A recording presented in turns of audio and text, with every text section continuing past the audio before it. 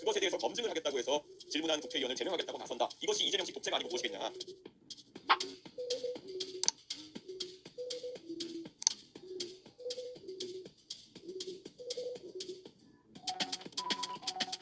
대선이 끝났지만 이준석 개혁신당 의원의 대선 TV토론 후폭풍은 여전히 컸습니다.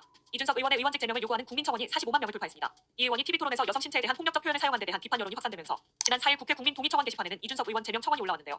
청원은 불과 닷새 만에 45만 명 이상의 동의를 얻은 상태입니다. 이는 비상계엄 직후인 지난해 12월 4일 올라와 40만 287명이 동의했던 대통령 윤석열 탄핵 소추와 내란죄 수사를 위한 특검법 제정 촉구에 관한 청원보다 많은 수치입니다. 또한 이 의원의 의원직 제명 청원은 국회 전자청원 역대 최다 동의 2위에 이름을 올렸죠. 청원인은 이 의원이 3차 토론에서 모든 시민이 지켜보고 있는 가운데 상대 후보를 공격하기 위해 여성의 신체에 대한 폭력을 묘사하는 언어 성폭력을 저질렀다고 설명했는데요. 이어 해당 발언은 여성의 신체를 정치적 공격의 도구로 삼는 헌정사상 유례없는 일이라고 비판하며 청원 취지를 밝혔습니다. 청원서 공개 후 30일 이내 5만 명 이상이 동의하면 청원이 성립됩니다. 청원이 동의 요건을 채운 만큼 국회는 향후 이 의원에 대한 제명 여부를 논의할 전망인데요.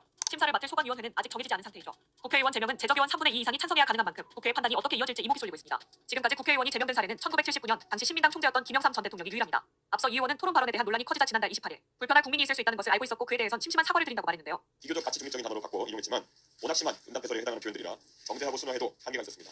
그마저도 불편함을 느끼신 많은 국민들께 진심으로 사과드립니다. 급기야는 국회 윤리를 통해서 제명을 시도하겠다 이런 이야기까지 나왔는데 실제로 그런 발언이 있었다는 것이 확인된 그런 상황에 그것에 대해서 검증을 하겠다고 해서 질문한 국회의원을 제명하겠다고 나선다.